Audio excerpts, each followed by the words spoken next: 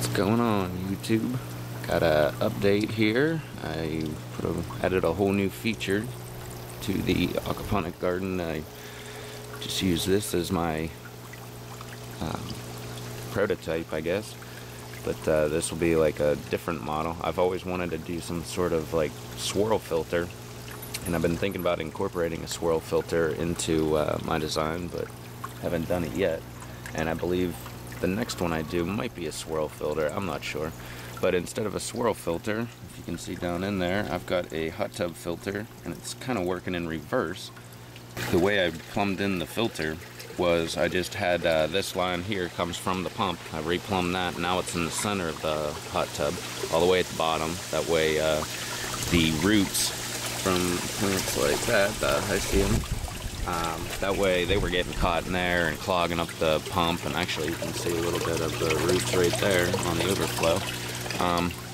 And I had the other, well, because the roots were getting caught in there, I wanted to move the pump, so I finally did that. Just replumb that sucker all the way over. It goes down in, goes to a reducer that, well, actually it'd be going up, but it goes to 1.25 inches, and then it goes to 1.25 inches coupling, which just so happens to fit perfect right inside that filter. And from there, all I did was drill a hole in the side of the bucket, put that elbow in there, and it's threaded. I put a gasket. I'm not sure if you can make out that gasket that's right there.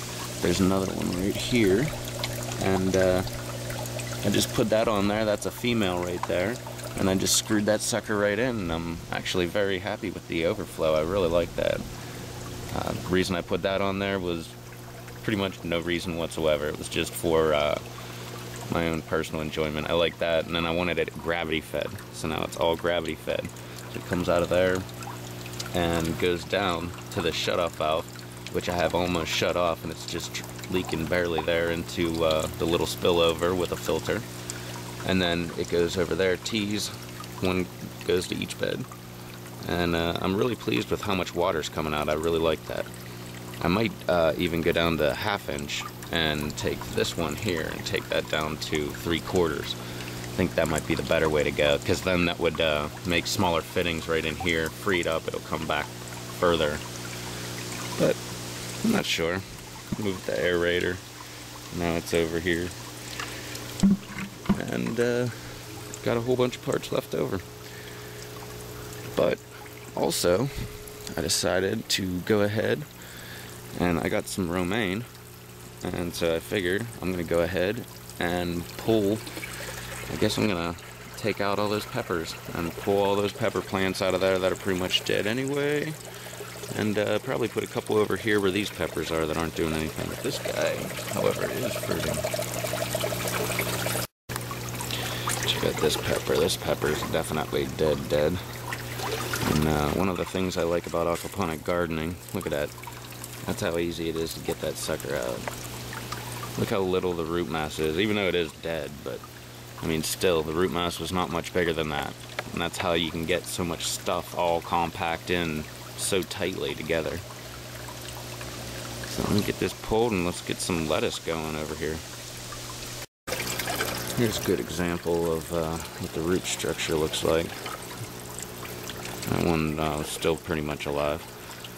But like I said, not much root structure to it. This one actually was really root bound, just like this one. Look at this one, it just kind of went right around itself, right at the same level. So this is why they weren't really standing up very high, mainly because their root structure was very shallow.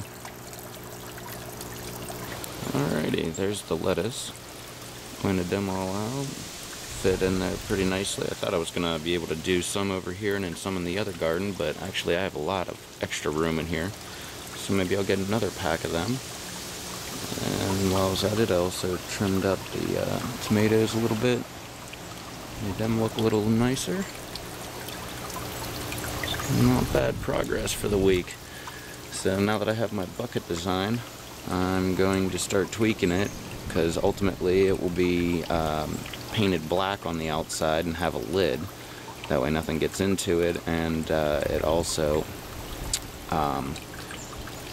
and a hole in the top for the rainwater, probably just, you know, right around the intake there, and then paint it all black so no algae forms in it. And I'm probably going to turn it into a swirl filter instead, just do that design. You can just check out on the internet for designs on that, and I don't know, I'll show you that kind of design when I build it. So until next time,